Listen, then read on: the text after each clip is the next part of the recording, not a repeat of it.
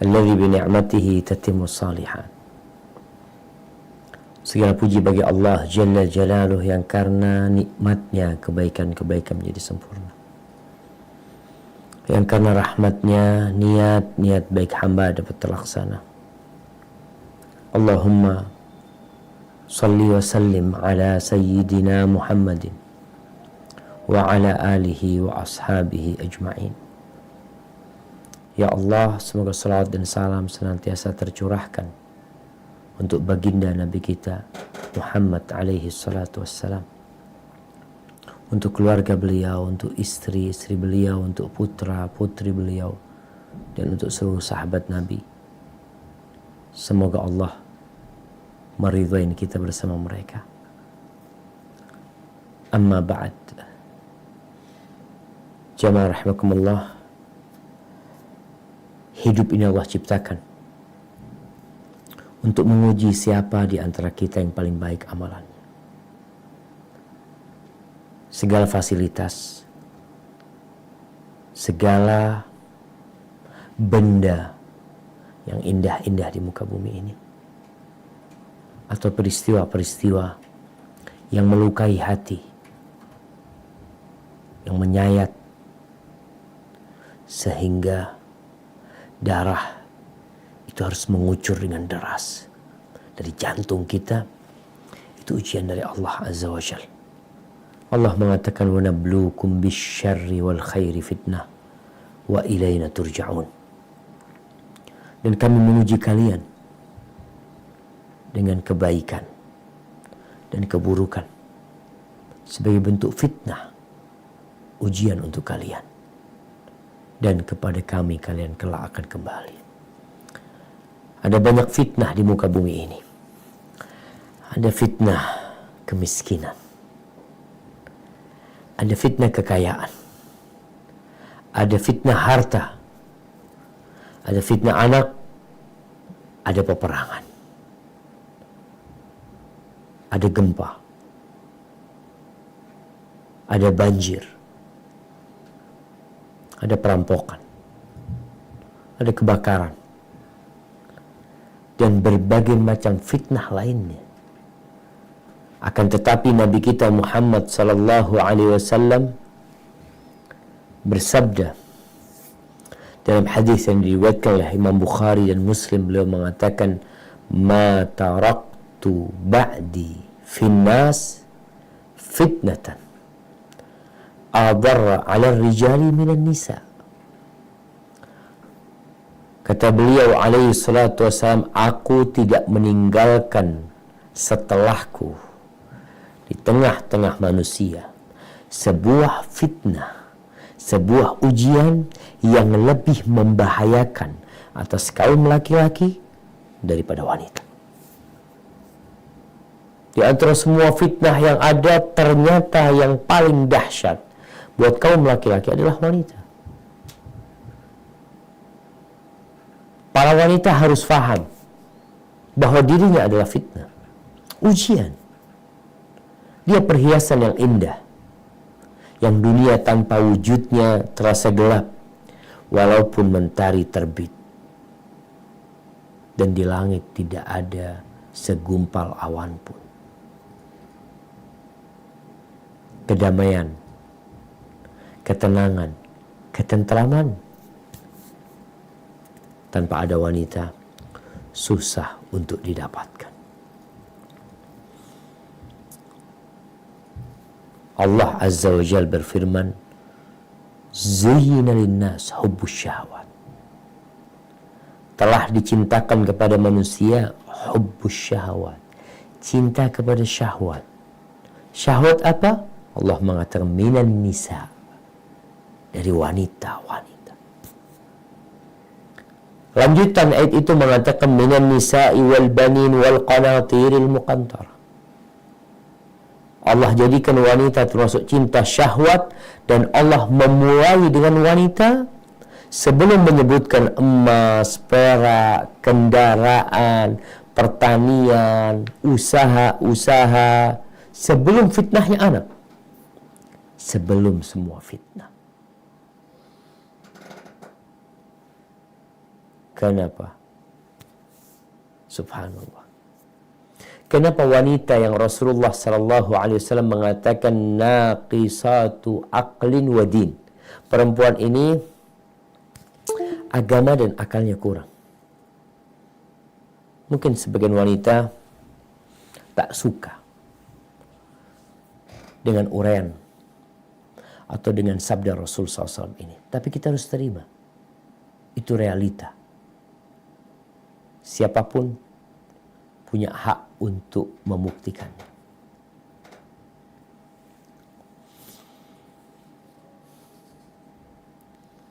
Bagaimana wanita menjadi fitnah buat kaum laki-laki yang akalnya kurang, agamanya kurang wanita ini. Ternyata membuat laki-laki melakukan tindakan-tindakan yang menjadikan akal dan agamanya kurang. Seharusnya dia tidak melakukan itu. Kalau akalnya lengkap, nggak mungkin dia. Berapa banyak laki-laki yang korupsi karena wanita? Na'udzubillah. Akalnya di mana? Berapa banyak laki-laki yang akhirnya durhaka, memutus silaturahimnya gara-gara wanita. Melakukan perbuatan dan tindakan yang memalukan gara-gara wanita. Fitnah wanita maksudnya. Berlomba-lomba mencari dunia, lupa dengan halal dan haram karena fitnah wanita. Dalam hadis riwayatkan Imam Muslim dari Abu Sa'id Al-Khudri radhiyallahu anhu bahwa Nabi alaihi salatu wasallam bersabda, "Inna dunya hulwatun khadirah wa inna Allaha mustakhlifukum fiha fayanzur kaifa ta'malun." Sesungguhnya dunia ini manis rasanya, hijau warnanya, dan Allah menjadikan kalian khalifah di sana supaya Allah melihat bagaimana kerjaan kalian, bagaimana kelakuan kalian di dunia. Fattaqud dunya, berhati-hatilah kalian dengan dunia. Wattaqun nisa, dan berhati-hatilah dengan wanita. Fa inna awwala fitnati Bani Israel kanat fin nisa. Awal fitnah di Bani Israel adalah wanita. Kerusakan, kekacauan yang terjadi di Bani Israel, penyebab pertamanya adalah godaan wanita. Di riwayat Imam Ahmad disebutkan perincian tentang kisah Bani Israel. Bagaimana fitnah wanita di sana? Disebutkan imra'atain tawilatain tu'rafan wa imra'atun qasiratun aw imra'atin qasiratin la tu'raf. Ada dua wanita yang tinggi yang orang udah pada tahu, dan ada wanita yang pendek, orang nggak tahu dengan dia. Kalau dia ini pendek, nggak dikenal dia. Fattakhadhat rijlain min khashab. Lalu perempuan ini pasang, kalau hadis disebutkan, kaki dari kayu. Dia pakai sepatu hak tinggi. Tinggi. Dia pendek, dia ingin tinggi. Maka dia pakai itu kaki dari kayu, ya, sepatu yang berhak tinggi. Yang biasanya dari kayu kan. Sehingga dia tampak tinggi. Disebutkan wasagat khataman fahashathu min atyabit tib al-misik. Lalu perempuan ini udah menggunakan pakaian yang panjang, ya, yang kelihatan, supaya nggak kelihatan bahwasanya dia pakai kaki pasangan, sehingga dia tinggi. Kemudian dia buat cincin, yang cincin itu berlobang, yang di situ bisa diisi parfum. Maka dia kasih di dalamnya itu parfum yang wangi dari misik. Kemudian dikasih tutup. Fa idza marrat bil mala' atau bil majlis. Apabila dia, ini perempuan yang pendek, yang enggak ketahuan kalau dia pendek. Kalau dia melewatin laki-laki yang sedang di pinggir jalan atau di majelis ya, atau di satu tempat, maka perempuan ini membuka parfum itu supaya aromanya tercium. Fafaharihu, maka aroma itu tercium sehingga membuat para lelaki pada memandang dia. Dan itu yang terjadi di masa kini kalau kita lihat. Itu fitnah Bani Israel yang dulu sebelum diutusnya Nabi Muhammad SAW. Ternyata perempuan-perempuan dari kalangan Yahudi, mereka udah bikin seperti itu. Bagaimana dia berpenampilan yang indah, yang wangi, menawan. Tujuannya apa? Agar laki-laki memandang dia. Ini perusak nih. Perempuan-perempuan seperti ini perusak generasi. Laki-laki yang sudah beristri gara-gara perempuan seperti ini. Anak-anak orang yang belum menikah gara-gara perempuan seperti ini. Dan memang itulah fitnah wanita. Dan Al-Imam Nawawi menyebutkan bahwa fitnah perempuan ini bukan hanya perempuan yang di luar rumah. Istri pun fitnah. Bahkan fitnah istri ini termasuk besar buat kaum laki-laki. Karena dia senantiasa bersama dia.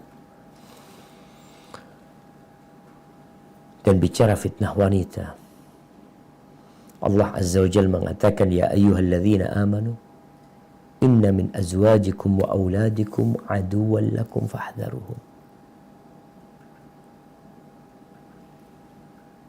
Mungkin perlu dibaca jemaah. Coba dibaca firman Allah Azza wa Jalla di surah At-Taghabun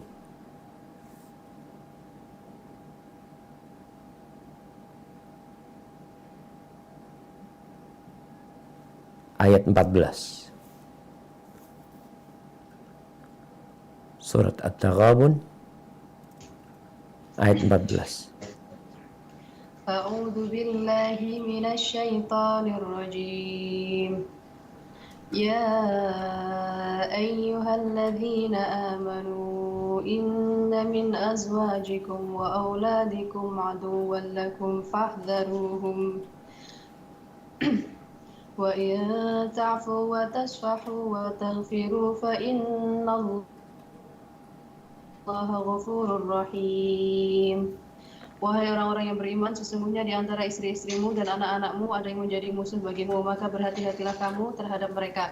Dan jika kamu maafkan dan kamu santuni serta ampuni mereka, maka sungguh Allah Maha Pengampun, Maha Penyayang. Subhanallah. Seperti itu wanita. Anak-anak ya, menjadi musuh buat suami ya. Tentunya tidak semua. Ada sebagian. Al-Fudail bin Iyad, seorang alim ulama yang hidup sederhana, bahkan miskin. Pada suatu hari, dia mendapatkan kiriman, hadiah dari para khalifah. Dia dapat uang sebesar 10.000 dirham. 10.000 dirham. 10.000 dirham nih, kalau buat beli kambing, dapat 100 ekor. Ya kira-kira 100 jutaan. Kalau harga kambing 1 juta. Ketika dapat duit itu, dibalikin sama dia. Enggak mau Al-Fudail bin Iyad. Udah tua Fudail bin Iyad. Akhirnya istrinya marah kepada suaminya. Apa kata istrinya? Taruddu 10,000 wa ma indana qutu yaumina. Engkau balikin 10.000. Sedangkan kita nih makanan hari ini enggak punya. Fudail bin Iyad tahu sama istrinya. Dia mengatakan, mathali wa mathalukum ka qaumin laha baqaratun yahruthuna 'alaiha. Permisalanku dengan kalian ini seperti seseorang, satu kaum yang memiliki seekor kambing betina yang digunakan untuk membajak sawahnya. Ketika sudah tua disembelih. Wa kadza antum, begitu pula kalian. Aradtum dzabhi ala kibari sinni, kalian mau nyembelih aku dalam kondisi aku sudah tua renta kayak gini. Mutujuan qabla an tadhhabu fudailan, kalau Fudail kalian mati kelaparan aja lebih baik sebelum kalian menyembelih Fudail. Tapi tidak semua selamat dari fitnah ini. Haibati fillah, apa yang menyebabkan lelaki itu mudah tergoda dengan wanita? Kok bisa si wanita begitu menggoda? Lebih daripada godaan harta. Kata Nabi SAW dalam hadis riwayat Muslim, al-mar'atu aurah, perempuan itu aurat. Perempuan itu aurat. Dia sudah aurat perempuan itu. Sesuatu yang harus ditutupin, yang harus dijaga. Lalu kata Nabi SAW, فَإِذَا خَرَجَتْ إِسْتَشْرَفَهَا الشَّيْطَانِ, kalau keluar, istashrafaha syaitan. Subhanallah, anak tadi berusaha untuk memahami apa sih makna istashrafaha syaitan. Disebutkan syaitan ini ketika perempuan itu keluar dari rumahnya, syaitan itu langsung memandang. Seperti ini. Dia lihat ya, ada yang keluar nih. Masya Allah. Oh Masya Allah udah keluar nih. Dia lihat-lihat. Kenapa? Karena syaitan punya sarana untuk menggoda kaum laki-laki. Artinya perempuan ini memiliki kekuatan yang bisa dimanfaatkan oleh syaitan. Maka syaitan kalau perempuan keluar langsung disambut sama syaitan. Dia akan godain laki-laki dengan wanita ini karena dia memiliki sesuatu yang tidak dimiliki oleh syaitan.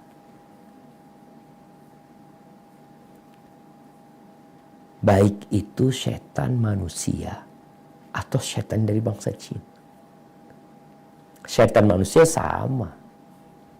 Kalau ada perempuan keluar, dia akan memanfaatkan.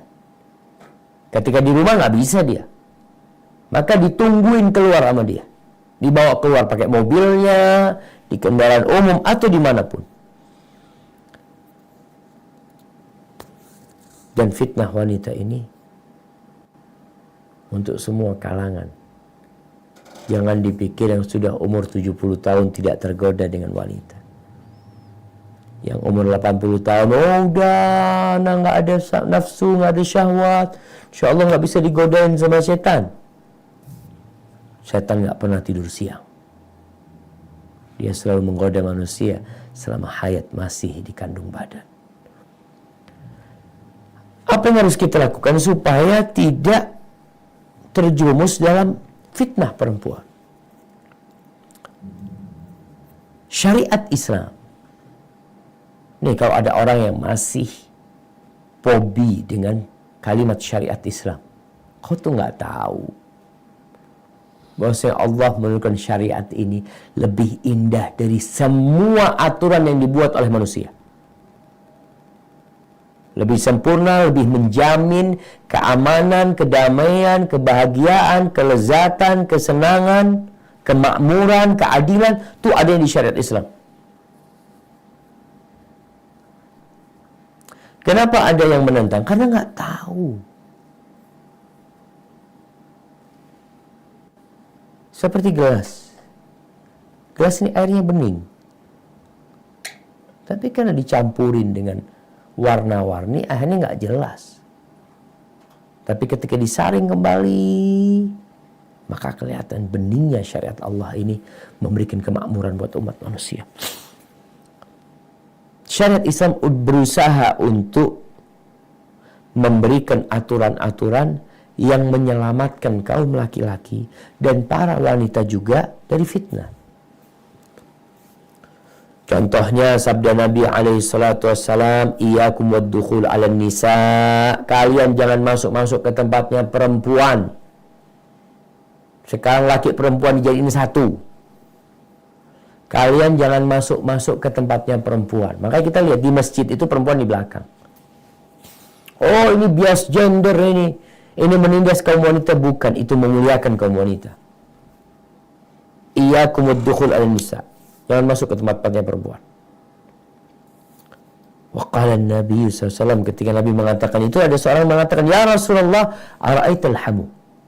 Wahai Rasulullah, gimana kalau ipar yang keluar masuk, gimana? Dia kan masih keluarga yang suaminya nggak ada, dia masuk keluar masuk, mungkin ngambil sesuatu, betulin sesuatu. Apa kata Rasulullah SAW? Alhamu al-maut. Oh, ipar. Maka ipar itu kematian. Seakan-akan Nabi mengisyaratkan kalau ipar yang masuk itu akan mengantarkan kepada matinya agama seseorang. Bahkan bisa mengantarkan kepada kematian orang yang masuk. Karena ketika dia berzina dan dia sudah menikah, dia akan dirajam sampai mati. Dilarang untuk menjaga keharmonisan rumah tangga, untuk menjaga kebebasan setiap orang menikmatin keluarganya masing-masing tanpa gangguan yang namanya ya ada pelakor, ada nggak tahu apa namanya seperti itu, dijaga, nggak boleh masuk-masuk. Kemudian Rasul sallallahu alaihi wasallam mengatakan, la yakhluwanna ahadukum bimra'atin. Tidaklah seorang di antara kalian yang berduaan dengan wanita, yang Nabi melarang, la yakhluwanna ahadukum bimra'atin. Jangan kalian berduaan dengan perempuan yang bukan mahramnya. Fa inna syaitana thalithuhuma. Syaitan itu yang ketiga. Makanya kalau kita perhatikan, ketika seorang sebelum menikah, dia menjalin hubungan asmara yang tidak diridhai oleh pencipta, mulai keluar bersama, duduk bersama, makan bersama, yang ketiganya adalah syaitan. Mereka tidak berdua. Syaitan itu berusaha untuk merangkul keduanya supaya berzina. Ketika sudah menikah, syaitan datang lagi, berusaha untuk menarik keduanya. Kalau awalnya dia dari belakang mendorong keduanya untuk berzina, sekarang setan kalau udah menikah dari tengah. Kenapa di tengah? Kan ganggu, iya ganggu supaya ini berdua berpisah. Makanya perbuatan yang paling dicintai setan setelah orang menikah adalah perceraian. Sebelum menikah maka zina, karena dia tahu akan merusak nasab, merusak agama seseorang. Nabi SAW membuat aturan. Ketika sholat di masjid, selesai sholat berjamaah, perempuan itu pulang duluan. Laki-laki masih di masjid berzikir, yang perempuan pulang duluan. Dan perempuan sendiri tidak dianjurkan untuk sholat berjamaah di masjid. Di masjid nih, rumah Allah, nggak dianjurkan. Kalau mereka sholat, yang laki berzikir, perempuan pulang duluan, supaya tidak terjadi campur baur nantinya ketika keluar masjid. Kemudian suatu hari Rasulullah SAW melihat di jalan ini perempuan sama laki jalan berpapasan ya, yang kadang-kadang mungkin tersenggol pundaknya, badannya tersenggol. Apa kata Nabi SAW? Istakhirna fa innahu laysa lakunna an tuhaqqiqna at-tariq alaikunna bihafati at-tariq. Kalian tolong ke samping, kata Nabi SAW. Kalian jangan jalan di tengah. Yang perempuan jalannya ke samping, yang laki di tengah. Sampai diatur seperti itu, jemaah. Demi menjaga agar dunia ini tetap dirahmati Allah Azza wa Jalla. Karena rusaknya Bani Israel, banyaknya terjadi perzinaan, pembunuhan, anak-anak hasil zina yang bermunculan karena perempuan. Maka Nabi SAW sebagai penghulu yang sayang dengan umatnya, beliau berusaha yang perempuan jalannya ke samping ya, jangan di tengah. Sampai perempuan itu kadang-kala di masa Nabi SAW kalau jalan di samping itu bajunya nempel ke tembok, dari menjaganya diri mereka. Kalau sekarang laki perempuan jalan bareng, na'udzubillah, berenang bareng.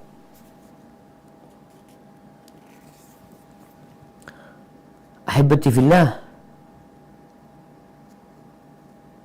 Di masa Nabi SAW, Masjid Nabawi itu punya beberapa pintu. Nggak ada pintu khusus buat perempuan. Kalau sekarang kan Masya Allah perempuan dapat pintu khusus, jadi selesai laki nggak lewat sana. Karena di masa Nabi SAW masjidnya nggak besar. Akhirnya Nabi buat aturan lagi. Beliau mengatakan, "Lau tarakna hadzal bab." Katakan laki-laki, kalau bisa kalian tinggalkan pintu ini. Pintu ini biar untuk perempuan. Dan sampai sekarang pintu ini disebut babun nisa di Masjid Nabawi, bab perempuan. Dulu tempat masuknya perempuan, sekarang tinggal namanya doang. Karena masjidnya semakin meluas sehingga perempuan ditempatkan di tempat belakang. Ibnu Umar ketika mendengar Nabi SAW mengatakan itu, maka beliau nggak pernah masuk lewat pintu itu.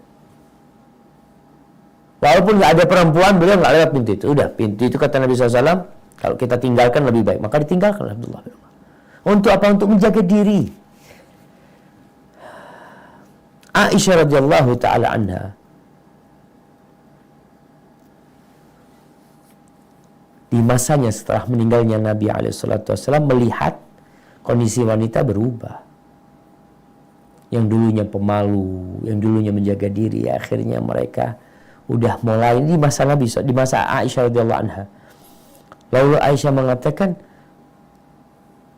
andai kata Nabi SAW itu mengetahui atau hidup di masa yang seperti ini, niscaya beliau akan melarang perempuan-perempuan untuk keluar dari rumahnya, untuk berangkat ke masjid mungkin, sebagaimana wanita-wanita Bani Israel dilarang. Karena mereka menggoda. Wanita itu indah. Maka diperintahkan laki-laki untuk menundukkan pandangannya. Masanya berat. Kalau kita lihat sekarang bagaimana musuh-musuh Islam mengeksploitasi wanita. Menjual wanita. Perempuan, oh enggak, kita enggak dijual. Dijual. Di mana dijual? Mana-mana sekarang. Sampai Anda pernah melihat di sebuah bar. Bukan Anda masuk bar, jemaah. Sebuah hotel. Sebuah hotel, kalau nggak salah di Abu Dhabi. Di Abu Dhabi, Anda masuk lift, ada iklan di situ. Buat perempuan masuk bar itu gratis dan dapat 3 bir gratis. Oh, itu kan memuliakan wanita. Enggak. Mereka mau beli perempuan dengan harga murah. Karena kalau banyak perempuan di bar itu, banyak laki-laki yang datang. Laki-lakinya yang bayar, perempuannya gratis. Mereka mau jual perempuan. Mereka bikin pakaian-pakaian, ya Allah, jemaah. Berbagai macam perhiasan yang menggoda wanita, pakaian yang ketat, ya. Kemudian make up yang begitu menawan, dan cerita-cerita yang merusak juga banyak. Film-film dibuat untuk menggoda. Kita hampir tidak pernah melihat majalah kecuali ada wanita yang menggoda di sana. Koran, lihat koran sebelah kanan biasanya, bagian depan atau sebelah kiri mesti ada wanita. Iklan apa aja? Iklan mobil, iklan motor, iklan belanja, sabun, sampo,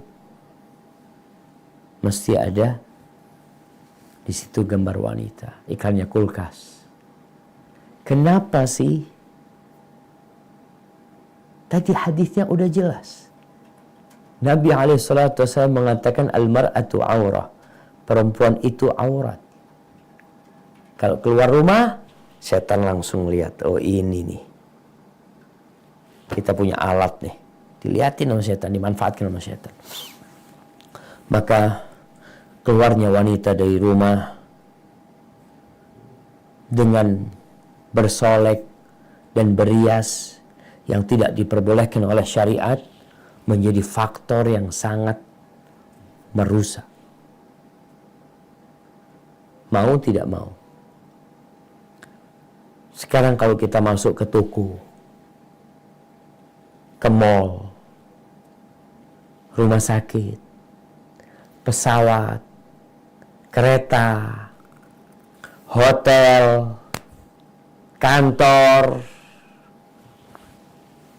semuanya mengandung unsur eksploitasi wanita untuk menggoda kaum laki-laki. Semuanya. Kemana kita mau pergi sekarang? Kenapa sih di pesawat pramugari harus pakai kayak gitu? Kenapa harus pakai lipstik yang seperti itu? Harus pakai rok yang terbelah sehingga pahanya kelihatan? Harus pakai baju dress mungkin yang sebagian dadanya kelihatan? Kenapa sih?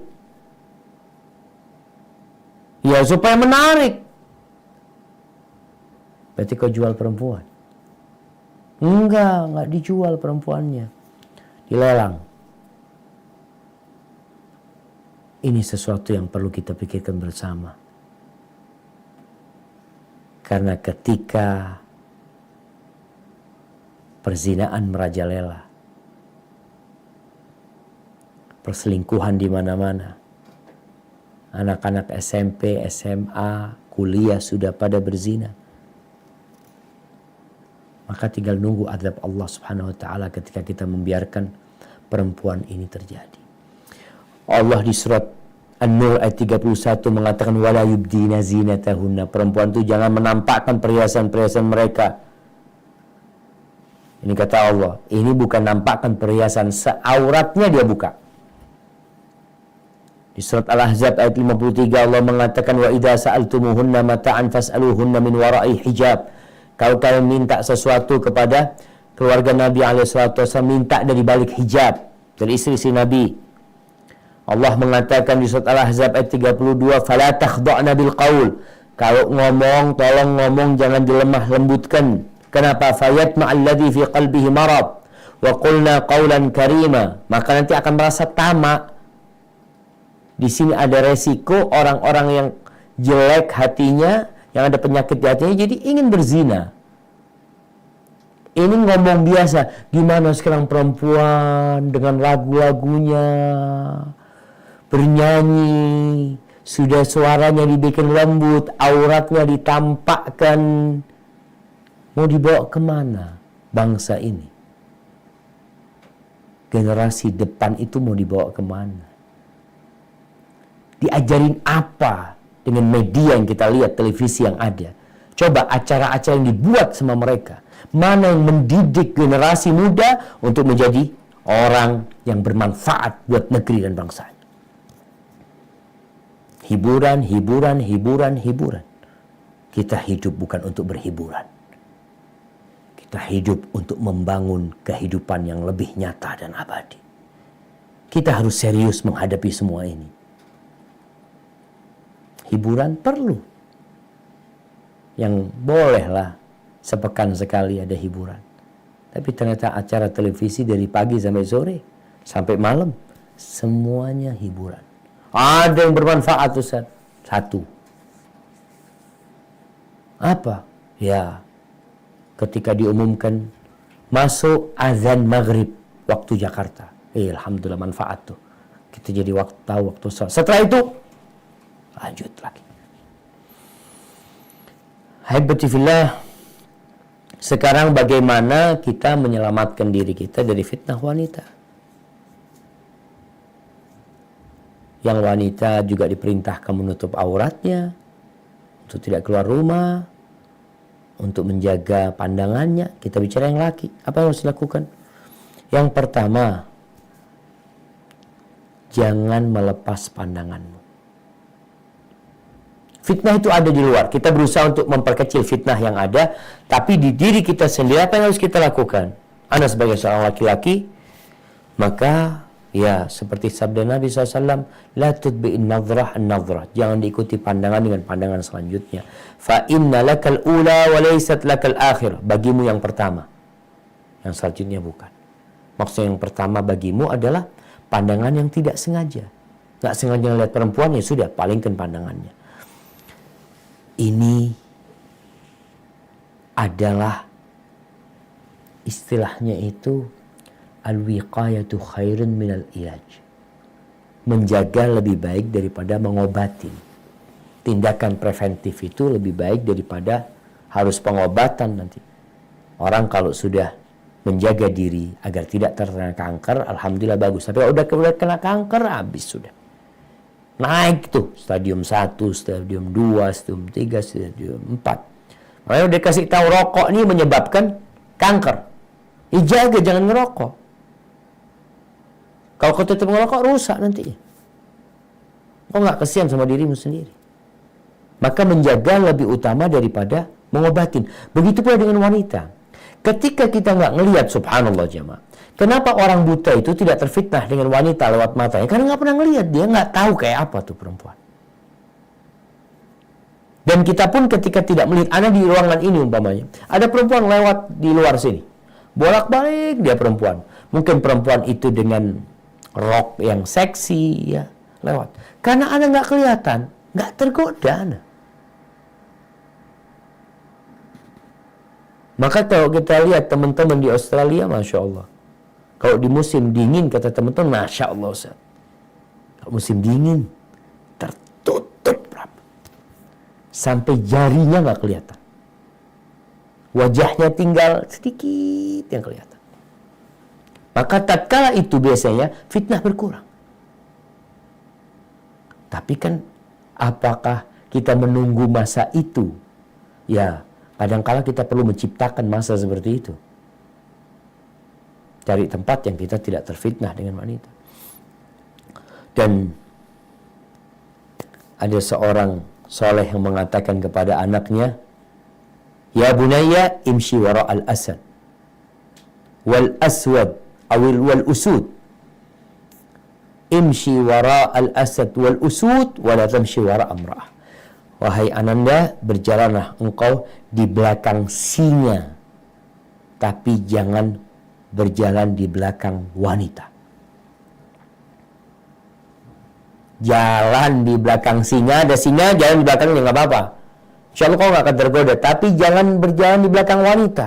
Ya Allah Ustaz, masa seperti itu perempuan Ustaz? Betul. Jadi istilah di barat mengatakan ladies first. Perempuan suruh jalan dulu, nggak berlaku dalam Islam. Perempuan kalau berjalan, engkau ngelihat dia. Perempuan itu dari belakang, dari depan dan belakang menggoda. Tapi ketika engkau berjalan di depannya, selesai. Engkau nggak akan tergoda kemana? Dia di belakang, nggak kelihatan Anda. Maka berjalanlah di belakang singa. Tapi jangan berjalan di belakang wanita. Karena pandangan mata itu seperti anak panah yang beracun, kata Nabi SAW. Kalau sudah masuk, biasanya akan merusak sampai ke jantung.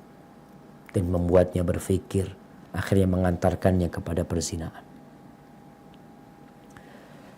Bagaimana para salafus soleh menundukkan pandangannya? Ar-Rabi', Sufyan bercerita tentang Ar-Rabi'. Dia mengatakan, kana Rabi' yaghuddu basarahu. Rabi' itu menundukkan pandangannya, famarra bihi niswah. Tahu-tahu perempuan lewat. Maka Rabi' itu menundukkan pandangannya sampai seperti orang buta. Akhirnya wanita-wanita itu berpikir dia ini buta. Mereka mengatakan, Ya Allah, na'udzubillah dari buta, na'udzubillah dari tinggal. Padahal dia nggak buta. Dia sedang menundukkan pandangannya. Hassan bin Abi Sinan. Disebutkan Hasan bin Abi Sinan ini berangkat sholat id. Biasanya sholat id banyak perempuan-perempuan memang keluar juga melaksanakan sholat id. Ketika pulang, ada yang mengatakan kepada dia, Ya Aba Abdullah, ma ra'ayna idan akthar nisa'an minhu. Kita nggak pernah melihat lebaran seperti ini. Yang paling banyak perempuannya kayaknya sekarang ini. Banyak perempuan yang pada sholat. Memang hal itu menakjubkan. Perempuan banyak sekali yang berangkat ke masjid untuk sholat id. Ketika pulang, dia berjumpa dengan istrinya. Lalu perempuan itu mengatakan, Kam min imra'atin hasanatin qad nazartal yawm. Berapa banyak wanita cantik hari ini yang kamu lihatnya. Diam. Hasan tidak jawab. Perempuan ini kadang-kadang nggak perlu dijawab. Kalau nggak nanti ribut. Ya, terus ngomong kayak gitu. Insya Allah bisa cuci mata kalau hari ini. Banyak perempuan-perempuan yang bening-bening yang kau lihat. Akhirnya Robi nggak kuat sama istrinya mengatakan, qala waihaki ma nadartu illa fi ibhami mundu kharajtu min indiki hatta raja'tu ilaiki. Waihaki, kau tahu, sejak aku keluar dari rumah sampai pulang ke sini, aku tidak melihat kecuali kepada jari jempolku ini. Artinya dia menundukkan pandangannya melihat kepada jarinya. Karena jamaah, kalau sudah memandang, jadi penyakit akhirnya. Kemudian cara yang kedua, apabila seorang lelaki melihat sesuatu yang menakjubkan, pulang ke rumahnya. Pulang ke rumahnya. Maka di sini di rumahnya harus ada istri. Kalau punya rumah, sudah. Hasratnya itu hendaklah dia salurkan kepada istri. Apa kata Nabi SAW? Innal mar'ata tuqbilu fi surati syaitanin wa tudbiru fi surati syaitan. Laki dan perempuan ini tukbil dari arah depan dalam gambaran setan, dari arah belakang dalam gambaran setan. Dia menggoda dia dengan tubuh dia. Fa idza ra'a ahadukum ra'atan fa'ajabathu. Kalau seseorang di antara kalian melihat perempuan yang membangkitkan hasratnya, falyati ahlahu, hendaklah pulang ke keluarganya, ke istrinya. Karena itu akan fa inna dzalika yaruddu ma fi nafsi. Ketika sudah disalurkan hasratnya, selesai sudah. Itu kalau lihat pandang, kalau melihat langsung pulang. Tapi kadang-kadang di rumah nggak ada istrinya. Istrinya sibuk masak, suaminya pulang, mau ngapain ke sini? Kalau ngelihat suaminya pulang tidak di waktu biasanya, ada perlunya dia. Lihat suaminya pulang, langsung siap-siap pakai parfumnya. Ya musuh, ahlan wasahlan bang, fadl bang, pengen minum apa? Kalau dia pulang tidak di waktunya pulang, biasanya ada sesuatu. Gimana yang belum menikah? Yang belum menikah ya sabar, sholat, puasa, insya Allah itu akan meredam syahwatnya. Yang ketiga, jangan datang ke tempat-tempat fitnah, tempat-tempat banyak perempuan. Di Indonesia ini kita lihat ada banyak acara, mungkin di luar juga sama di Australia, di Sydney mungkin ada daerah-daerah yang memang akhirnya tempat fitnah tersebut. Banyak perempuan yang tidak berhijab, banyak perempuan yang pakai pakaian yang mini.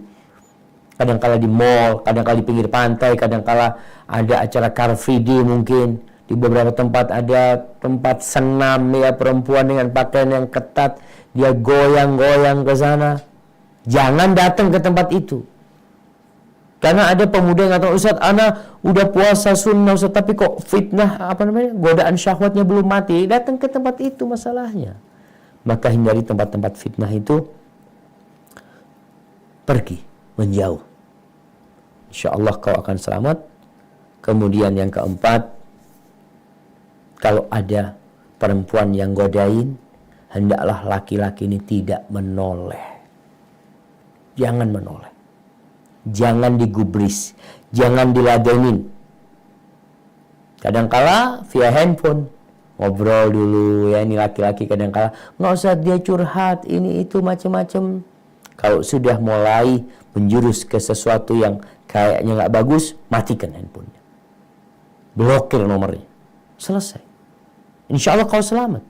Jurej, ketika ada wanita yang datang menggoda dia, tinggal sama jurej. Nggak dihawil, nggak diladenin, dan alhamdulillah itu menyebabkan Juret selamat dari godaan perempuan tersebut.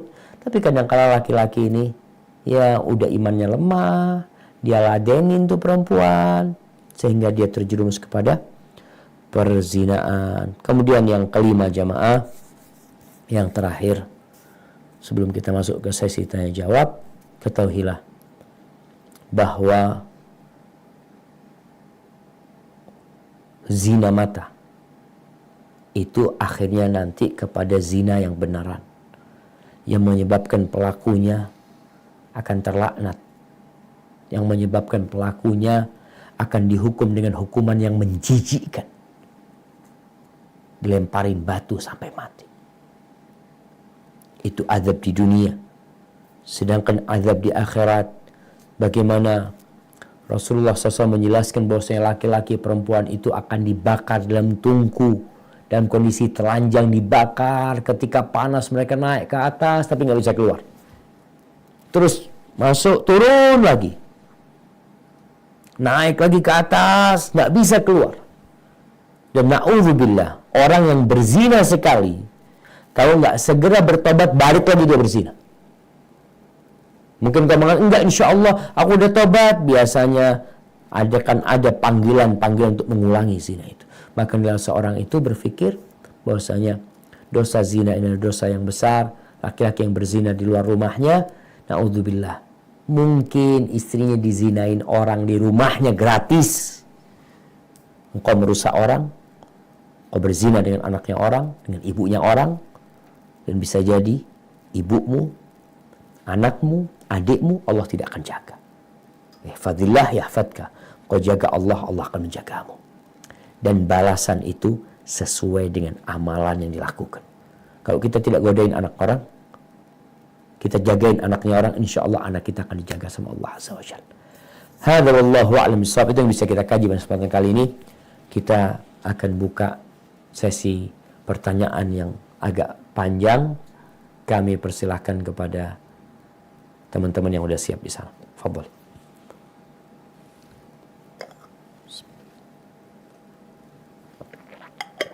Assalamualaikum. Waalaikumsalam warahmatullahi wabarakatuh. Bolehkah wanita saat keluar rumah memakai perhiasan yang umum digunakan seperti cincin kawin atau gelang yang tidak terlalu berlebihan ukurannya, atau jam tangan? Apakah dibolehkan, Ustadz? Barakallahu fiik. Nah, ada perhiasan buat wanita yang memang nampak. Perempuan itu tidak boleh menampakkan perhiasannya. Tapi memang ada yang kata Allah SWT, illa ma dhahara minha, kecuali memang perhiasan yang nampak, nggak bisa disembunyikan. Apa yang tidak bisa disembunyikan? Ini menurut pendapat yang rajih, tangan perempuan dan wajahnya bukan aurat. Tapi kalau dia pakai cadar akan lebih mulia buat dia. Maka kalau tadi ditanyakan pakai cincin, maka boleh dia pakai cincin. Karena memang itu yang nampak di diri dia. Tapi kalau gelang, boleh pakai gelang, tapi bukan untuk ditampakkan. Pakai jam silahkan. Tapi kalau akhirnya harus menyingkap lengannya supaya kelihatan gelangnya, itu nggak boleh. Karena ada perempuan yang pakai baju itu, nah ini harus hati-hati. Nggak semua pakaian kadang-kala ada kancingnya. Terkadang ketika dia angkat akan nampak. Maka berusaha kalau mau pakai gelang nggak apa-apa, tapi bukan untuk ditunjukkan. Ada perempuan yang pakai kalung. Kalung itu tempatnya di dalam, di leher apa, di luar jilbab. Jadi ada perempuan Masya Allah, karena ingin tampil supaya kelihatan cantik dia, dan dia tahu dia sudah pakai jilbab. Bagaimana supaya orang tahu dengan perhiasan dia? Perhiasannya dipakai di luarnya. Padahal Allah kata, la yubdina zinatahunna illa ma dhahara minha. Subhanallah jemaah. Dulu di masa Nabi SAW itu, perempuan itu pakai khal-khal. Khal-khal itu gelang rantai yang ada di kaki. Tertutup mereka, tapi mereka ingin orang lain tahu kalau dia punya itu. Dia kadang-kadang pukul ketika berjalan itu supaya berbunyi. Itu dilarang. Kalau sekarang memang ditaruh di luar supaya kelihatan orang. Jadi kalau tadi mau pakai jam memang untuk kebutuhan dia melihat ya. Kemudian kalau dia mau pakai gelang, yang penting gelang itu tidak nampak karena tempatnya gelang itu ada di lengan yang masih masuk aurat. Seperti itu. Hadza wallahu a'lam bissawab. Nah. Oke. Barakallahu fiik Ustaz, kami dari Brisbane. Iya, pertanyaannya mengenai hijab memakai jilbab itu kan sebagai perlindungan terhadap wanita. Bagaimana wacana sekarang yang menganggap bahwa wanita yang memakai jilbab atau sudah tertutup pun masih diperkosa, atau anak kecil itu terjadi pelecehan seksual. Jadi istilahnya itu dibilang bahwa memakai jilbab itu pun tidak menjamin perlindungan terhadap wanita. Bagaimana menjawab syubhat yang seperti ini, Ustaz? Jazakallahu khairan. Barakallahu fiik. Subhanallah jamaah. Bicara syubhat ya. Ana baca sebuah tulisan di Inggris. Iya, di Inggris. Di sebuah majalah atau di koran ya. Ini waktu yang lama sebenarnya. Anda lihat itu tulisan lama. Bagaimana kepolisian Inggris memberikan arahan kepada perempuan-perempuan, karena di sana banyak terjadi pemerkosaan ya, macam-macam, digodain laki-laki. Maka diberi arahan di sana. Yang pertama, arahannya supaya mereka pakai baju yang tertutup, yang sopan. Ini karena mereka bukan muslim. Pakai baju yang tidak menggoda, sebutkan. Kemudian yang kedua, menghindari tempat-tempat yang sepi. Yang ketiga, kata dia, kalau ada laki yang mengikutin dia, berusaha dia untuk nyebrang jalan sana, nyebrang lagi. Kelihatan kalau dia masih mengikutin, maka berarti dia mau berbuat jahat kepada perempuan ini. Maka dia minta tolong kepada kepolisian, kepada pihak yang berwajib. Subhanallah, yang pertama ditulis oleh koran Inggris, arahan dari pemerintah Inggris pada waktu itu agar wanita berpakaian sopan. Jadi kalau bicara wanita tetap diperkosa walaupun pakai jilbab, ya tidak bisa kita kita bisa menjaga, berusaha. Perempuan dalam rumah diperkosa, dibunuh dalam rumah, di dalam rumahnya. Apakah kemudian nggak menjamin orang di dalam rumah itu nggak diperkosa gitu? Berarti ya udah perempuan keluar rumah aja. Perempuan dianjurkan untuk di dalam rumah. Jadi kalau tadi ada cerita bagaimana ada wanita yang pakai jilbab masih diperkosa, coba dilihat berapa persen perempuan yang pakai jilbab diperkosa. Bagaimana kejadiannya? Dia berjalan sendirian. Perempuan diperintahkan dalam Islam untuk tidak berduaan dengan laki-laki. Perempuan dianjurkan atau diperintahkan untuk tidak safar kecuali dengan mahram. Artinya syubhat yang tadi itu sebenarnya syubhat yang lebih lemah daripada rumahnya laba-laba. Karena sejatinya secara data, kalau kita bicara data lah, coba dilihatlah di mana banyak terjadi pemerkosaan. Apa penyebab terjadi pemerkosaan? Apa penyebab terjadinya pelecehan? Bercampurnya laki dengan perempuan. Sampai di Meksiko, jemaah di Meksiko, ana benar-benar heran. Sebelum Indonesia itu membuat busway itu ada bagian depan buat perempuan, bagian depan buat laki-laki. Kemudian ada gerbong-gerbong komuter itu yang untuk perempuan, yang untuk laki-laki. Sebelum Indonesia melakukan itu, di Meksiko udah dilakukan. Kenapa? Karena mereka melihat kalau bercampur laki sama perempuan, perempuan dizalimin. Dan ini ternyata Islam udah ngajarkan dari dulu. Jadi syubhat-syubhat seperti itu sebenarnya syubhat ya omong kosong yang tidak berdasarkan data, tidak berdasarkan penelitian, yang ada hanya kebencian kepada Islam. Barakallahu fikum. Na'am.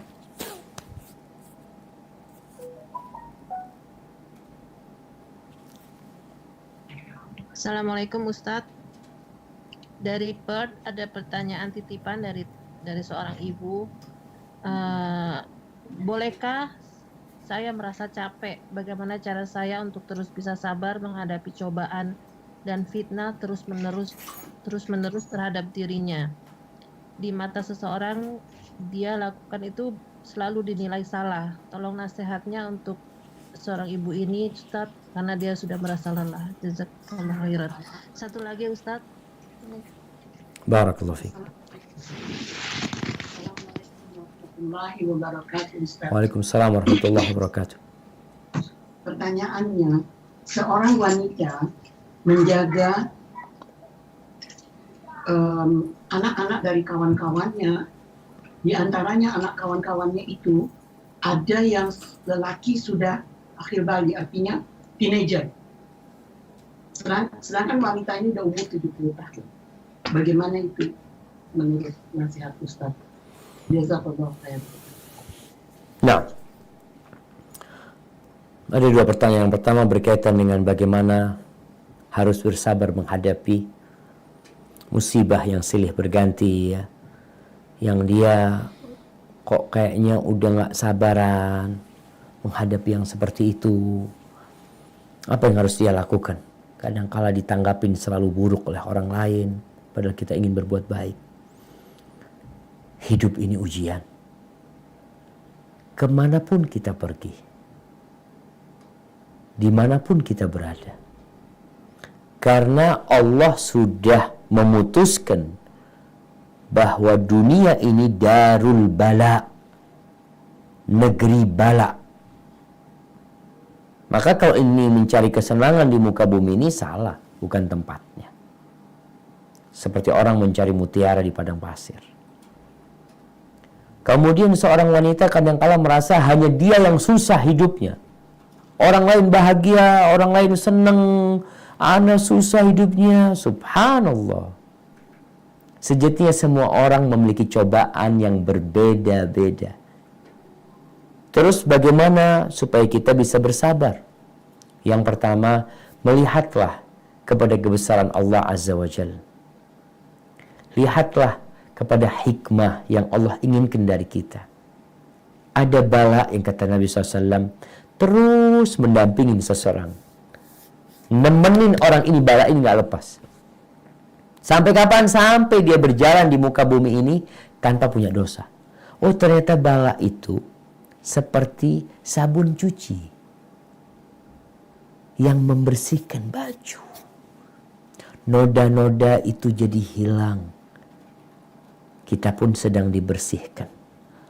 Kemudian kalau bicara tentang pahala buat orang yang dapat bala, yang hidupnya penuh dengan musibah, maka subhanallah tentunya berbeda dengan orang yang senang hidupnya atau yang tidak dapat bala kecuali sedikit. Maka kata Nabi sallallahu alaihi wasallam, yawaddu ahlul afiyati yaumal qiyamah anna juludahum quridat bil maqarid lima yarawna min thawabi ahlil bala. Itu orang-orang yang hidupnya ya jauh dari bala, tidak terlalu banyak yang menimpa dia di dunia. Ketika melihat pahala, balasan, ganjaran yang diberikan kepada orang-orang yang penuh dengan bala hidupnya, dia ingin kulitnya itu digunting-gunting dengan gunting dari besi supaya dia dapat pahala itu. Maka lihat ke sana. Kemudian selain melihat ke sana, hendaklah melihat kepada yang di bawah kita agar terhibur kita. Bukan hanya kita yang susah. Ada banyak orang yang lebih susah dari kita hidup. Hal itu insya Allah akan membuat kita jadi bersyukur. Kemudian itu juga lihat nikmat Allah tuh banyak yang diberikan kepada kita. Hanya saja orang itu ketika kena musibah, konsentrasi dia kepada musibah itu. Dia lupa. Lupa dengan apa? Kenikmatan Allah yang lainnya yang Allah telah berikan kepada dia. Maka hendaklah seorang lakukan hal itu sambil berdoa memohon kepada Allah, Allahumma afriq alaina sabra. Dan ketika dia sudah mulai kehabisan energi untuk sabar, maka cobalah dia ngapain? Salat, bertasbih, memohon kepada Allah Azza wa Jalla agar Allah menguatkan dia. Tapi ada pun berkaitan dengan pertanyaan kedua tentang seorang wanita yang mungkin merawat anaknya orang, yang mana anaknya itu nggak semuanya perempuan, ada yang laki-laki, kemudian yang laki-laki udah remaja, udah baligh, apa yang harus dilakukan? Maka dia menjaga interaksi dengan anak-anak itu. Ada batasan-batasan yang harus tetap dia jaga. Seperti apa? Di antara batasan yang harus dijaga adalah ya dia tetap harus pakai jilbab. Dia tetap harus pakai kerudungnya. Kemudian dia tidak berduaan dengan anak itu di rumah.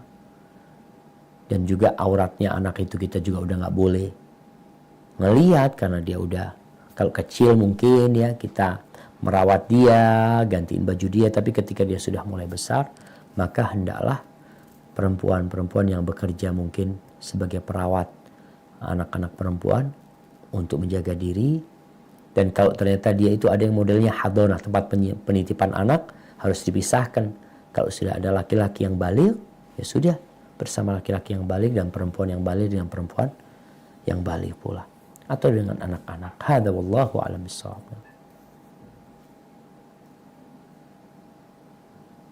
Nah, silakan.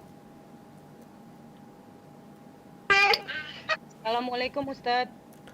Waalaikumsalam warahmatullahi wabarakatuh. Kita dari Melbourne mau punya 2 pertanyaan. Yang pertama, ada travel mengurus jamaah untuk pergi umroh. Travel ini memberikan keringanan pergi umroh dulu, terus habis itu boleh bayar bertahap Ustadz. Bagaimana menurut Ustadz? Mohon pencerahannya. Yang kedua, di Indonesia kan kita ketahui banyak yang ikut senam-senam, terus kadang mereka pakai jilbab tapi pakai aksesoris, pakai make up. Kebetulan saya ada family yang udah cukup umur, beliau janda. Saya mau menasehatinya Ustadz agar dia tidak tersinggung. Mohon pencerahannya Ustadz, gimana caranya kita kasih nasihat untuk beliau. Jazakallah khairan. Assalamualaikum. Barakallahu fiik. Subhanallah jemaah. Nah, berkaitan dengan pertanyaan pertama, yaitu ada travel umroh yang menawarkan untuk berangkat umroh gratis, bukan gratis, bayar pulangnya. Jadi bayar secara bertahap ketika sudah pulang dari umroh. Berkaitan dengan hal ini, Allah Azza wa Jal mengatakan, walillahi 'alan nas hajjul baiti man istata'a ilaihi sabila. Sesungguhnya Allah Azza wa Jal memiliki sebuah kewajiban atas umat manusia untuk berkunjung ke rumahnya bagi yang mampu. Bagi yang mampu. Baik itu haji atau umrah, berkunjung ke rumah Allah ini untuk yang mampu. Yang tidak mampu nggak wajib untuk berangkat ke sana. Kalau dia mau berangkat dengan berhutang, maka ingat bahwa Rasulullah SAW berlindung dari hutang. Jangan bermudah-mudahan untuk berhutang. Ini travel sekarang yang ada dalam benak kebanyakan mereka adalah mencari keuntungan sebesar-besarnya. Mencari jamaah sebanyak-banyaknya. Dengan menawarkan tadi, mamanya bayarnya setelah pulang. Kalau engkau memiliki sesuatu yang bisa dijaminkan untuk membayar, mungkin boleh berangkat. Tapi kalau nggak ada, jangan. Karena kalau engkau mati meninggalkan hutang, orang yang mati syahid, orang yang mati syahid, ketika dia punya utang, maka subhanallah, tidak akan masuk surga sampai dia melunasi hutang. Maka nasihat ana, berusahalah untuk tidak berhutang, kecuali punya jaminan yang bisa untuk membayar itu. Tapi kalau mengatakan enggak, insya Allah ana bisa nyicil dengan gaji bulanan. Ketika engkau meninggal dunia, engkau nggak punya gaji bulanan, selesai sudah urusanmu. Dan akan menjadi beban buat keluargamu nantinya. Padahal itu bukan sesuatu yang harus engkau kerjakan. Barakallahu fiik. Taib. Lalu berkaitan dengan pertanyaan kedua ya, yang memiliki tentang senam yang udah pakai jilbab tapi tetap pakai aksesoris ya, tetap make up macam-macam tuh perempuan jamaah, padahal udah umur ya, kadang kala dia udah janda apalagi ya, tetap dia itu ingin menarik orang lain untuk memandang dia, gak berhenti jamaah. Subhanallah, ini pertanda memang godaan wanita ini dahsyat sekali. Lalu bagaimana kita memberikan nasihat kepada orang-orang seperti ini? Kasih nasihat tentang iman terlebih dahulu. Tentang hakikat kehidupan. Tentang bagaimana seorang muslim seharusnya hidup di muka bumi ini. Dengan cara seperti itu, ingatkan dia dengan akhirat ya. Ingatkan dia dengan surga Allah Azza wa Jal.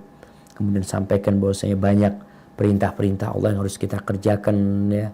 Larangan-larangan yang harus kita tinggalkan. Kemudian baru berbincang tentang seorang muslimah itu seharusnya jaga diri, jangan sampai dia menjadi penyebab lelaki tergoda sama dia.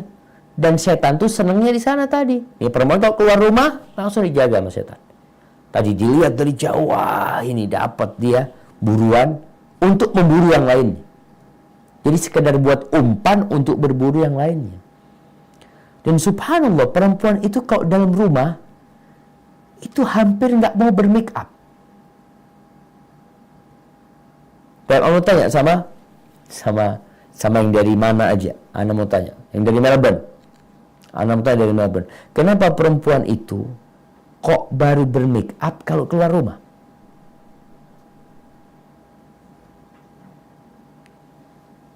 Nah,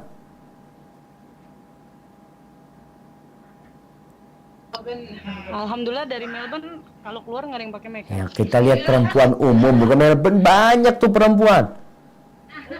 Kalau keluar rumah semua pakai make up. Kalau dalam rumah nggak bermake up mereka. Bener nggak perempuan? Ini kita bukan bicara perempuan yang pakai jilbab ya. Enggak. Perempuan yang nggak pakai jilbab. Kenapa kalau dia di rumah nggak bermake up? Kenapa? Karena nggak ada yang ngeliatin. Ini pertanda memang dia menggunakan itu supaya dilihat oleh kaum laki-laki. Seperti cerita awal Bani Israel. Adakah perempuan dalam rumahnya dia pakai sepatu hak tinggi ya, kemudian di depan suaminya dia jalan dengan sepatu itu? Ada nggak? Ada insya Allah kalau udah pakai jilbab. Kalau udah ngerti agama, Masya Allah, dia biasanya akan berusaha untuk menghibur suaminya. Suaminya datang dia pakai sepatu yang bagus, pakaian yang indah, karena tujuan dia memang menghibur suaminya. Maka kasih nasihatlah perempuan-perempuan yang seperti itu untuk bertakwa kepada Allah Azza wa Jalla, untuk berharap pahala dari Allah dan tidak menggoda laki-laki yang seharusnya mereka menundukkan pandangan, tapi kita memang ingin dia melihat kita dan memandang kita. Kemudian yang terakhir, ingin dipuji dan disanjung dengan keindahan yang ada pada dirinya. Padahal udah tua kadang-kala jamaah. Hadza wallahu a'lam bissawab. Nah.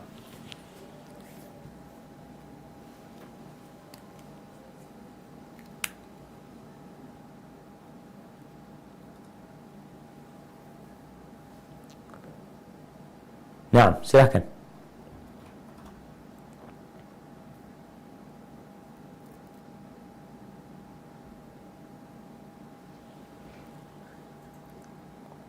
Ahlan wa sahlan.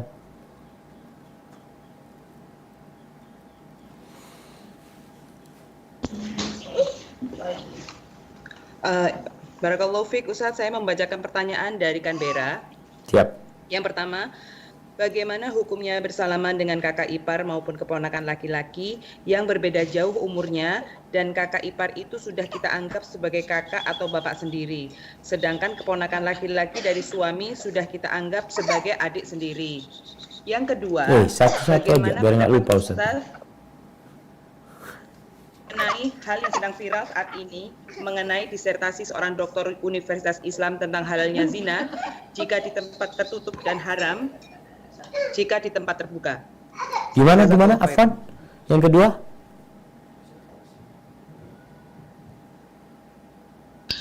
Yang kedua, bagaimana pendapat Ustadz mengenai hal yang sedang viral saat ini mengenai disertasi seorang doktor Universitas Islam tentang halalnya zina jika di tempat tertutup dan haram jika di tempat terbuka.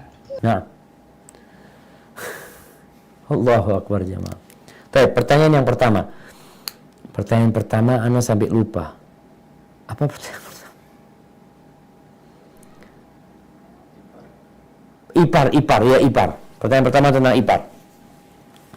Jamaah, berkaitan dengan menganggap yang bukan mahram jadi mahram, tetap nggak bisa. Yang bukan mahram tetap bukan mahram.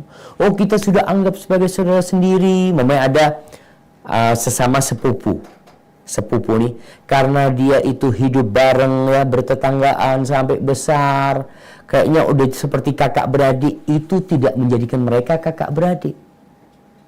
Sebagaimana kakak ipar atau abang ipar itu tidak akan pernah menjadikan dia sebagai mahram. Keponakan ipar juga, keponakan suami tidak akan pernah menjadi mahram. Jadi kita baik sama mereka, kita jaga silaturahim dengan mereka, tapi tetap dengan batasan-batasan yang sudah ditetapkan oleh Allah, mana yang mahram dan mana yang bukan mahram.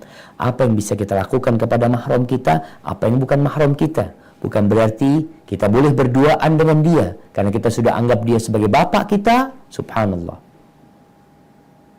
Kita kemudian melakukan yang biasa kita lakukan dengan mahram kita, berduaan sama dia, nggak boleh. Tetap jadi anggapan dari diri kita itu tidak menjadikan atau tidak merubah hukum sejatinya.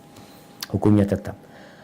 Kalau yang kedua berkaitan dengan viralnya sebuah disertasi yang berpandangan bolehnya berzina. Dia tidak mengatakan berzina ngomongnya.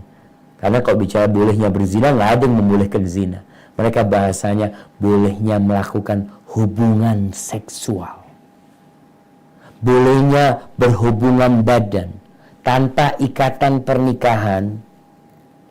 Ini dalilnya dengan milkul yamin, karena di masa dulu itu budak-budak itu boleh digauli oleh pemiliknya.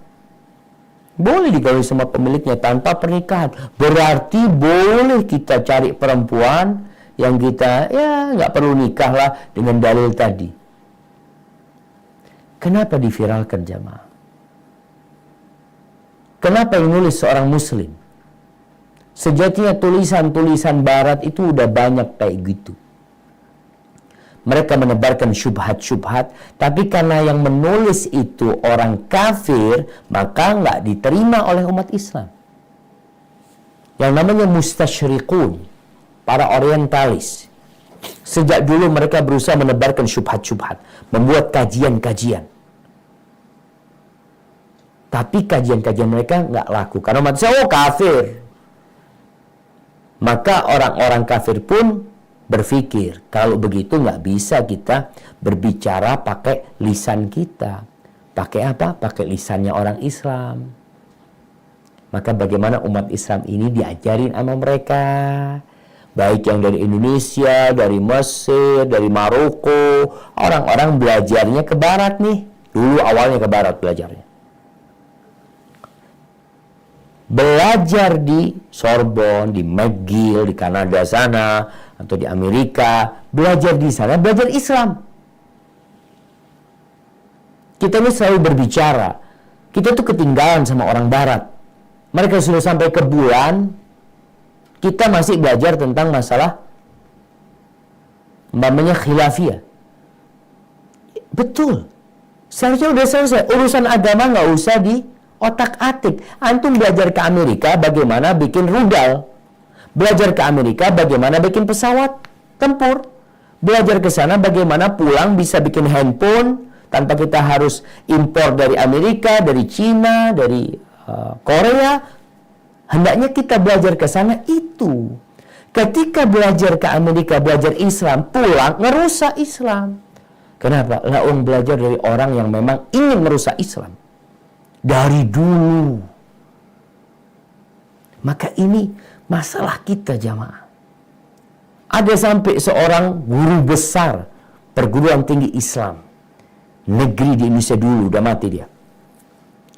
Dia pulang dari Kanada, awalnya sekolah di Indonesia, terus ke Mesir, terus lanjutkan S2, S3-nya di Kanada, kemudian dia memiliki pandangan-pandangan yang merusak Islam, dan bukunya itu, Masya Allah, dijadikan kurikulum di perguruan tinggi Islam. Subhanallah jamaah. Ketika dia ke Kanada, dia cerita, Ana baru dapat Islam di sini. Dia di Mesir sekolah, bertonton nggak dapat Islam di sana. Dapat Islam yang benar di Kanada. Islam yang siapa? Islam yang sudah di-redesign oleh orang-orang Barat itu supaya umat Islam ini tidak ditolong sama Allah SWT. Dan kalau sekarang viral, beberapa tahun yang lalu sudah ada buku sama dari perguruan tinggi Islam, sebuah jurnal yang menulis, Tuhan izinkan aku untuk menjadi pelacur. Lanjutannya sekarang. Dulu sudah ada tuh buku, cuma belum viral mungkin. Karena ya masih banyak ulama-ulama yang menentang. Tapi sekarang muncul nih yang seperti ini. Jadi dulu judulnya Tuhan izinkan aku untuk menjadi pelacur, sebuah memorial yang ditulis dengan anggapan bahwasanya apa sih bedanya pernikahan dengan pelacuran? Pernikahan itu hanya kantong-kantong sperma laki-laki. Dan sama yang dibungkus dengan buku hijau pernikahan sama aja dengan yang pelacuran itu sendiri.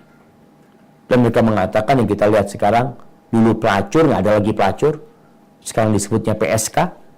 Semua muaranya itu adalah untuk merusak, dan wanita ini adalah yang jadi korban sebenarnya. Dia yang jadi korban sebenarnya.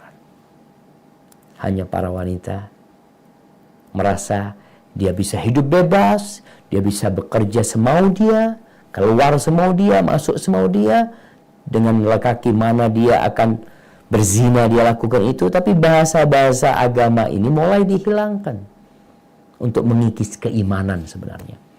Maka nggak usah diviralkan. Kita itu kadang-kadang memviralkan sendiri. Udah banyak orang yang jauh dari agama baca itu, oh bagus ini.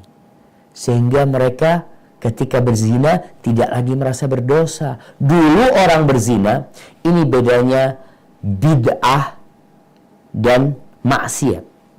Ketika orang melakukan kemaksiatan, dia tahu ini dosa, dia berzina ini dosa. Ketika masalah syubhat, yang fitnahnya syubhat, kemudian dia bikin sesuatu aturan agama yang baru, dibungkus seakan-akan agama membolehkan. Dengan pemikiran dia itu, bagaimana orang akan bertobat? Ketika dia melakukan perzinaan, yang dibilang hubungan seksual di luar nikah, tapi yang ada sandarannya dalam agama, sehingga itu seakan-akan boleh, gak akan pernah bertobat. Yang ada, ya memang kiamat udah deket ya ma. Tapi kita harus berusaha. Jangan sampai Allah Azza wa Jal menjadikan kita orang-orang terburuk. Yang terjadi kiamat itu kiamat tidak akan terjadi kecuali yang tersisa di muka bumi adalah orang-orang yang paling buruk pada waktu itu. Hadza wallahu a'lam bissawab. Nah.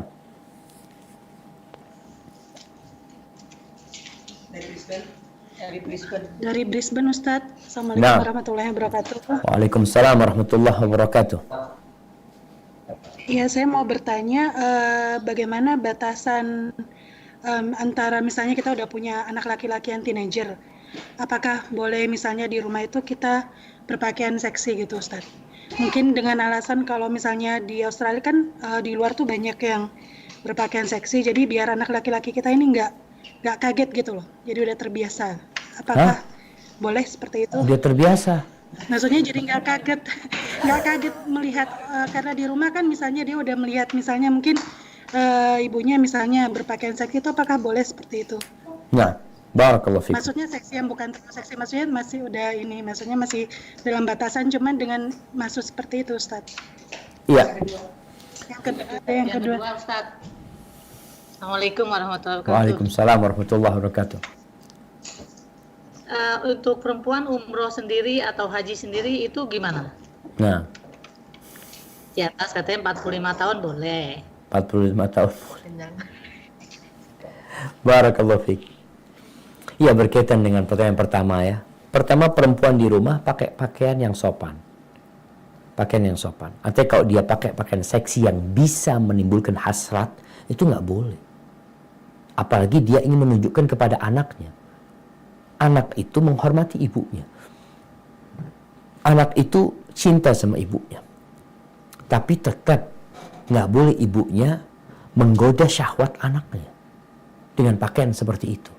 Kalau bicara nantinya, ya Ustadz untuk membiasakan dia itu akan terbiasa dengan sendiri nanti di luar melihat hal itu. Tidak perlu ibunya memberikan pembiasaan seperti itu kepada dia. Tapi ibu pakai pakaian seksi, artinya kalau pakaian yang sopan ya, pakaian yang mungkin dia pakai rok, pakai baju yang sopan di depan suaminya, nggak ada masalah. Anaknya yang penting tadi jangan sampai menimbulkan syahwat ketika berpakaian di depan mahram-mahramnya, tetap dengan pakaian yang sopan. Adapun anaknya nanti di luar, kita kasih penjelasan. Wallahi jamaah, kalau bicara di luar itu pakaian seksi, mau nggak mau, sekarang kita berangkat kemanapun. Jangan di Australia, di Indonesia. Anak-anak kepingin main di mall, mamanya kemana. Pemandangannya nggak ada yang enak sebenarnya. Maka kita benar-benar harus mendidik anak kita dengan keimanan. Dengan cara apa? Kita katakan ketika melihat sesuatu yang menggoda, tundukkan pandanganmu. Seperti itu. Hadza wallahu a'lam bishawab. Kalau sesama perempuan sama perempuan, ya tetaplah pakaian yang sopan ya, tapi tidak sampai pakaian seksi yang tidak sampai menggoda lah, tetap sopan lah. Karena kadang-kala perempuan sama perempuan lagi ada pernikahan ya, dia pakai gaun malam yang bagus seperti, tapi jangan sampai menimbulkan syahwat. Karena LGBT sekarang ini na'udzubillah udah tersebar di mana-mana. Adapun pertanyaan kedua berkaitan dengan haji umrah tanpa mahram. Jadi kalau kita berbicara hukum fikih, memang akan mendapatkan khilaf di antara para ulama. Ada yang mengatakan boleh dan tidak boleh. Ada yang mengatakan boleh dikarenakan dahulu larangannya itu berkaitan dengan keamanan buat wanita tersebut.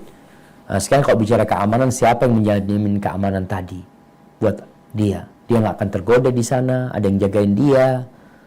Kemudian kalau bicara umur 45 tahun ke atas, memang pemerintahan Saudi mungkin tidak mensyaratkan mahram buat yang 45 tahun ke atas. Bukan berarti yang umur 45 tahun ke atas nggak menggoda. Kadang-kadang ada wanita yang masih menggoda. Maka nasihat ana, tetaplah berusaha untuk tidak umroh, tidak haji kecuali pakai mahram. Namun kalau kondisinya benar-benar tidak punya mahram dia ya, nggak ada mahramnya dia, udah mati semuanya dan dia ingin berangkat haji, dalam madhab Imam Ahmad bin Hanbal kalau nggak punya mahram jadi nggak wajib dia haji walaupun dia punya harta. Tapi dalam madhab lainnya kalau memang dia, dalam madhab Syafi'i kalau nggak salah, kalau memang sudah nggak ada mahram, maka dia bisa berangkat dengan jaminan teman-teman perempuan yang akan menjaga dia. Hadza wallahu a'lam bishawab. Nah.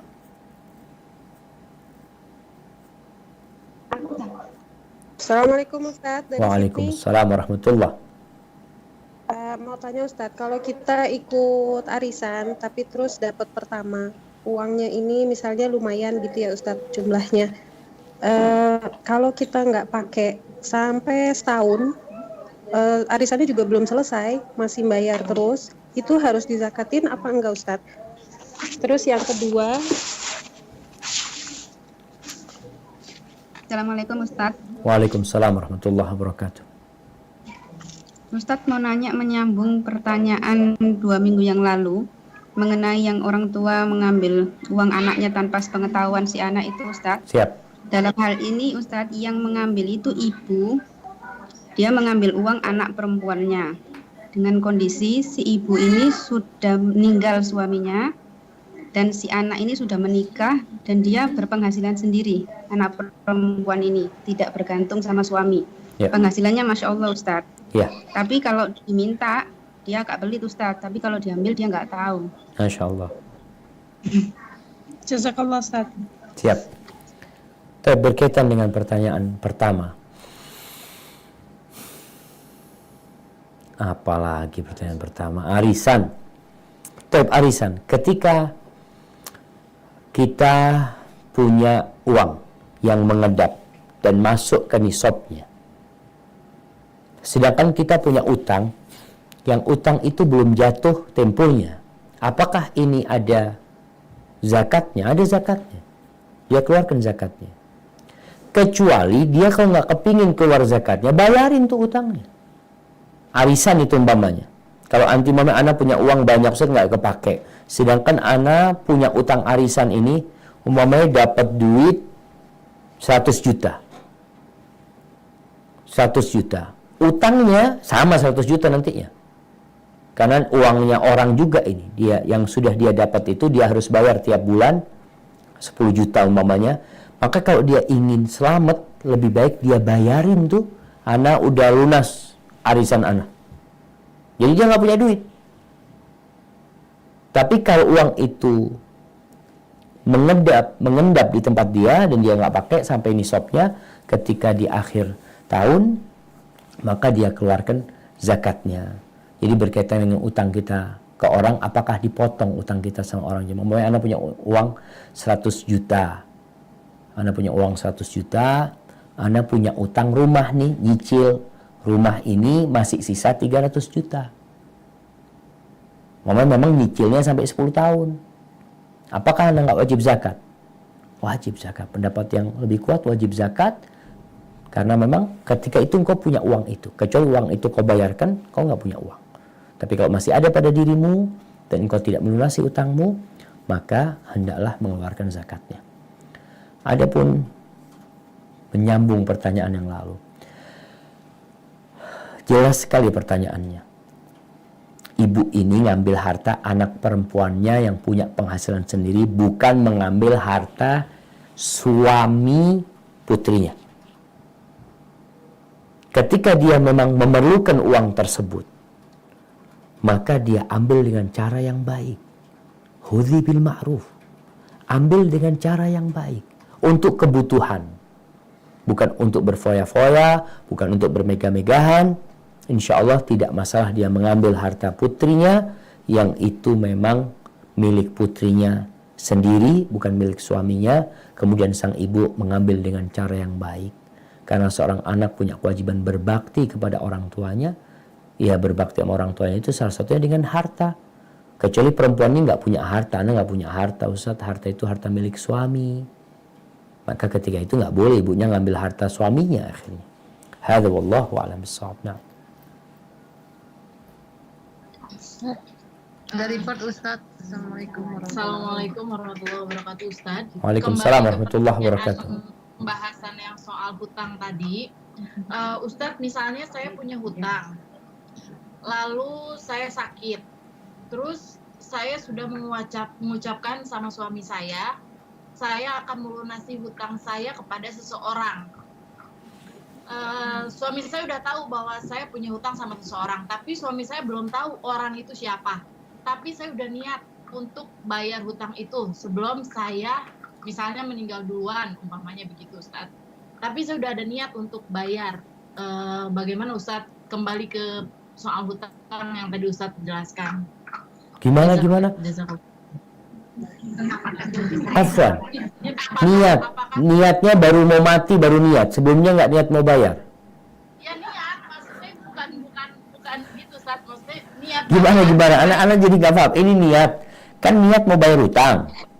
Iya kan. Saya misalnya udah bayar, udah dicicil gitu, Ustaz, misalnya gitu. Dalam proses pencicilan utang. Oke. Ya, misalnya. Nah, terus karena misalnya saya sakit, saya bilang sama suami saya gitu misalnya. Bilang dan itu untuk apa? Ya, untuk bayar, untuk menyelesaikan hutang itu. Tapi iya, seandainya terjadi apa-apa sama saya udah bilang sama suami saya mau melunasi hutang. Tapi saya belum nyebut nama orang itu, nama yang saya punya hutang itu, tapi saya keburu meninggal gitu. Gimana dengan niat itu? Kalau gimana niatnya, niat bayar. Tapi kalau nggak dibayar belum bayar berarti. Udah bayar, udah dicicil. Belum lunas kan? Iya, berarti kalau belum lunas mati meninggalkan hutang. Iya, nah suami saya tuh mau lanjutin pelunasannya itu, tapi suami saya nggak tahu orangnya siapa gitu. Oke. Jadi masalahnya anti minta suami melanjutkan pembayaran itu. Nah, tapi suami nggak tahu. Maka di sini karena nggak disebutkan namanya. Maka di sini tugas keluarga ya, tugas keluarga. Penting keluarga ini ketika keluarganya meninggal dunia, hendaklah dia menanyakan kepada teman-temannya ya. Kalau abah ana punya utang, kalau ibu ana punya utang, atau kalau hal ana punya utang, tolong datang ke ana akan lunasin insyaallah. Seperti itu. Jadi kalau umpamanya akhirnya tidak terlunasi utangnya, apakah anti tetap dosa? Tetap menanggung itu. Makanya pentingnya mencatat hutang. Karena niat saja, insya Allah jemaah, kalau orang niat, semoga Allah mudahkan. Tapi bukan berarti dia telah melunasi hutangnya. Dan bagi orang yang telah menghutangi orang lain, kemudian orang itu meninggal dunia, dan dia tahu ahli warisnya, maka seharusnya dia ngasih tahu ahli warisnya. Kenapa? Karena sebelum pembagian waris itu, Allah Azza wa Jalla menyuruhnya untuk dikeluarkan dalam pembayaran hutang dan wasiat. Kemudian gimana kalau pemilik uang ini nggak ngasih tahu? Enggak lah, anak akan tagih di akhirat. Nggak boleh engkau. Engkau dosa juga. Karena tuh keluarganya nggak tahu. Dan engkau ingat. Dan keluarganya mau bagi warisan sedang menunggu. Mungkin abah punya utang. Ditunggu-tunggu engkau nggak datang. Dengan alasan mau nagih di akhirat. Ya enggak. Dan ini juga membuat kita lebih berhati-hati tentang utang agar ditulis wasiat. Kalau engkau punya utang, tadi tulis wasiat. Ana punya utang sama fulan, sama fulan, sama fulan ya. Sebelum membagi warisan, tolong ini dilunasin. Hadza wallahu a'lam bishawab. Pertanyaan terakhir.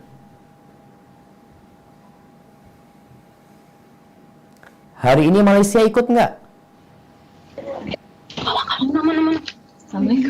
Assalamualaikum Pak Ustadz. Waalaikumsalam warahmatullahi. Dari mana nih?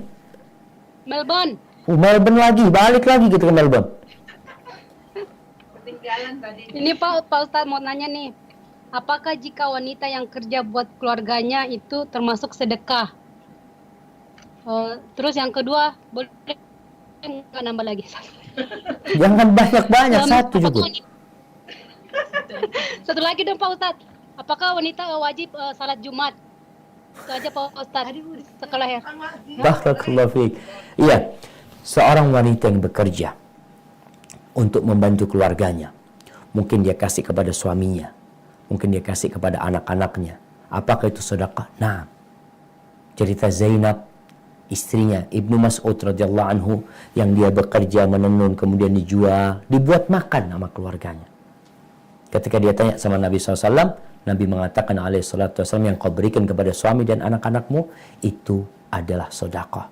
Tinggal bagaimana kita niat baik jamaah dalam bekerja ini, bukan untuk memperkaya diri, bukan untuk sombong-sombongan, bukan untuk memperbanyak harta, tapi untuk memenuhi kebutuhan kita.